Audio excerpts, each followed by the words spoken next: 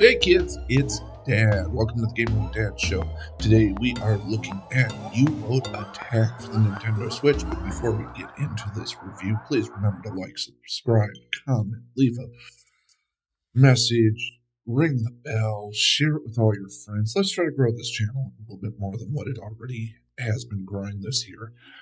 So yes, U-Boat Attack for the Nintendo Switch. This is presently on sale for 19 cents. That's right, 19 cents. Regularly $7.99, 8 bones, but for this you can get it for less than a quarter. Rise through the ranks and become a legendary commander. Dive into tactical naval warfare against enemy fleets. Get behind the guns of a submarine and lead it into thrilling battles against formidable enemy convoys. Blah, blah, blah, blah, blah, blah. Originally released August 30th, 2024, single system action simulation strategy. The publisher is Cubic Games, rated E10 plus for everyone. Supports all 3 play modes. It's 340 megs. It's in English. And part of the reason why I picked this up and why I think I got the deal that I got on it was they have a coloring book free that if you download just the base coloring book, you don't even have to open it up on your Switch. You just have to have it on your Switch, and then you go into the eShop.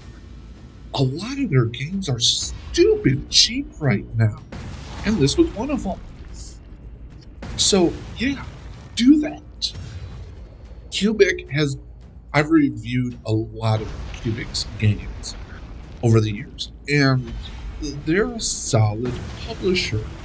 So yes, as we are looking at U-Boat Attack, I do have one issue, and that's the use of the term U-Boat or Uboat or Uboat, and that is distinctively a submarine circa the late 1930s through mid-1940s, owned and operated by the German government at that time.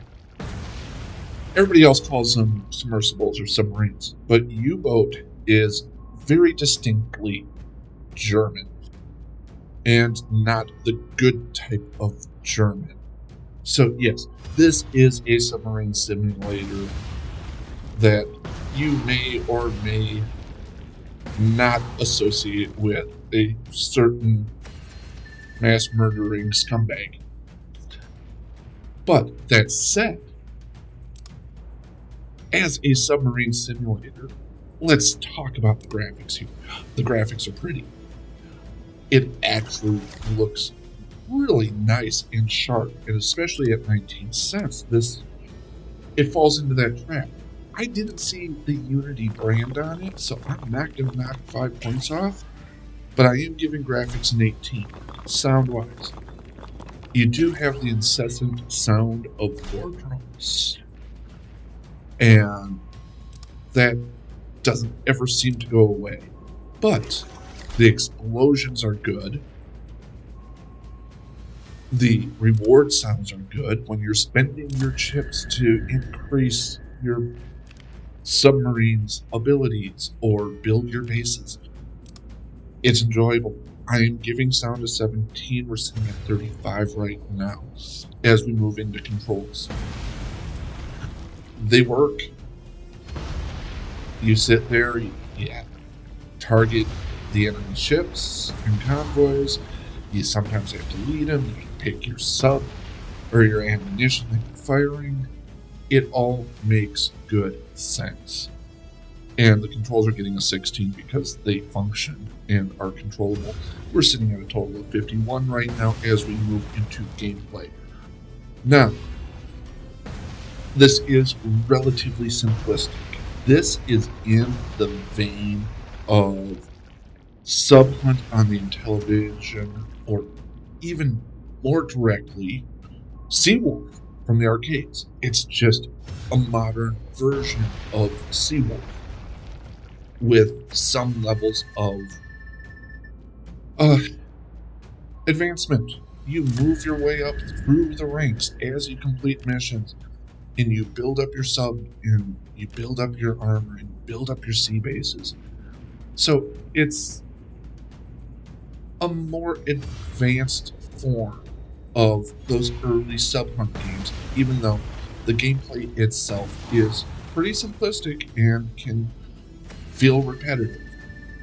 That said, hey, Mrs. Dad took one look at it and said, wow, that game actually looks really fun. What is it? And so for her to say that, it means that it must appeal to more than just myself and my nostalgia for the older style of games. So even though it has a lot of depth, there is that repetitive nature. I am going to only give gameplay a 16, meaning we're at 67. But it is because of kind of that repetitiveness, not so much the quality of the game. I found Seawolf repetitive too at the time. Now, value. 8 bones for the base, probably wouldn't recommend this. At 19 cents? I mean, I've got that floating around in the ashtray in my car. This is a no-brainer at its current sales price. And boy, let me tell you, that sale, does it tell me how good that's, or when that's good through? It's not. But at 19 cents, this is phenomenal. Especially if you're into more of those kind of simplistic retro style games, but you'll want something a lot prettier. Pick this up. Value gets an 18. We're sitting at a grand total of 85. That is a solid B. So why don't you go ahead, download the coloring book, take a look at the rest of Cubics games that they have on sale right now and the price breaks that you get there. It's a great time as developers put stuff on sale to get some really good deals and build up that Switch library as we're getting ready for the launch of the Switch 2, or at least the announcement of the Switch 2. But the good news is it's backwards compatible, so I'm assuming all of these games that I've bought and played will transfer over to it, even the ones I don't want on my Switch 2. We'll talk to you kids later. Have yourself a great one. Bye-bye. Hey, if you made it all the way through the video, make sure to like, subscribe, leave a comment, forward it on to all of your friends, as I appreciate that immensely, as you should appreciate yourself for having survived yet another review from the Gaming with Dan show.